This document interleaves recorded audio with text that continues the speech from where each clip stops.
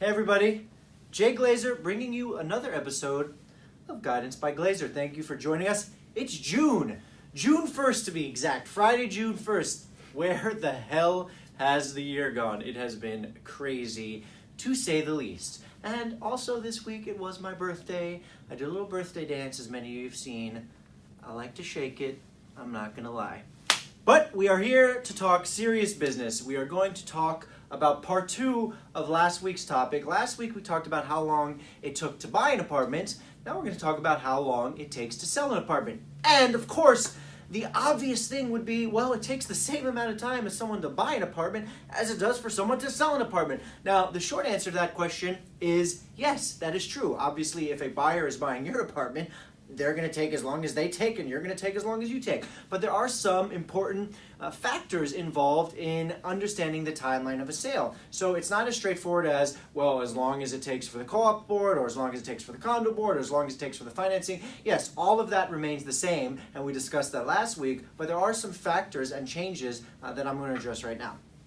So for starters, I always talk about the logistics and the preparation one needs when they are ready to sell their home. And so one of the big questions we ask is, do you know where you're going to next? So one of the issues that arises in the timeline of selling a home is people put their home on the market because they're kind of stuck at step 1, which is just getting it on, and they don't really know what steps 2 and 3 are. Steps 2 being, what's my plan? Step 3 being, how do I get into that plan? How do I find that home?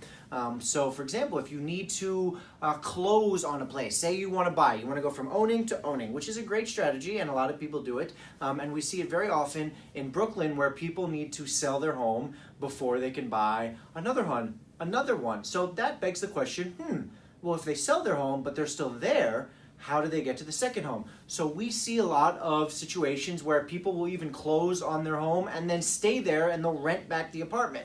So all of these little nuancey moments and factors determine how long it takes to sell a home. So if you want to know how long it's going to take you, know where you're going to next. Are you renting? Are you going to buy? Are you simply getting out of the city and being put in corporate housing somewhere else? Can you close immediately? Do you need a delayed closing? We're in contract right now with a client who's not slated to close, even though there's very little paperwork, until the end of July. So what happens is that has been a pre-negotiated delayed closing, if you will. Not every transaction that we are involved in is an immediate closing timeline. In fact, many people prefer the delayed closing. So if you are one of those people who needs to essentially get the next place before you close on the home that we're selling for you, then that could take longer. So you need to know all of those components and all of those pieces before you determine how long you think it's going to sell. So that's a really important piece. And that's not something that we as the brokers can necessarily tell you, meaning we can't say it's going to take 1, 2, 3 months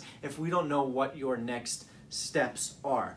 So that's, I would say, the most critical component to identifying how long it's going to take to sell your home. And the real philosophical question, if you will, and this is again a question about how we strategize on the sale of your home, because some people, for example, when we price a home, some people want the aspirational pricing. Some people really want to shoot for the moon. They want to go for that ultimate dream price. Now, if this were 2014 or 2015, I'd love to be able to sit across the table from you and say, let's go for it, let's try it. But the market has changed, the market has shifted, and we are no longer in what I would call an aspirational market. Having said that, we do give 3 prices to our sellers before we put a home on the market with a fixed price. We say, here's the get immediate interest, possible bidding war, generate multiple offers, get you into contract with as much leverage as you can, meaning you have the choice of multiple offers, multiple terms, and you can really be the driver of what kind of offer you're looking to accept. That would be the lowest price. Obviously, we're going to act very conservatively, meaning we're going to have a conservative price in order to generate immediate interest and immediate buzz. Then we would have what I would call the fair market price, meaning what I think the home should trade at or very close to, and that will probably take a short period of time, but maybe anywhere from 2 weeks to 3 months, right? That's what I think is a fair timeline for selling a home in the city if you're not going for that quick sale pricing. And then, as I started the conversation, there is the aspirational pricing. And if you were going for aspirational pricing, listen, in all reality, it could take 6 months. When we're selling a townhouse, that takes up to a year, typically even longer sometimes. So there's really no rule of thumb for how long it takes. And it becomes even more factors when you think about your pricing strategy. So the question I have for you out there as a seller, if you want to know how long it's going to take to sell your home, is are you priced to sell or are you priced to sit? Are you priced to sell or are you priced to sit? If you've chosen your pricing as it relates to sitting, then you're going to sit. You guessed it. The reality is, if you're not in this market, if you're not priced to sell, and that doesn't mean you have to go for the multiple bid situation, but it means you have to be priced tightly, then the likelihood of you selling in a short time span is low, meaning it's not going to happen. So if you're one of those people who wants to peel off the Band-Aid and just be done with the process as soon as possible, think about your pricing when you're having the conversation about how long it's going to take to sell your home.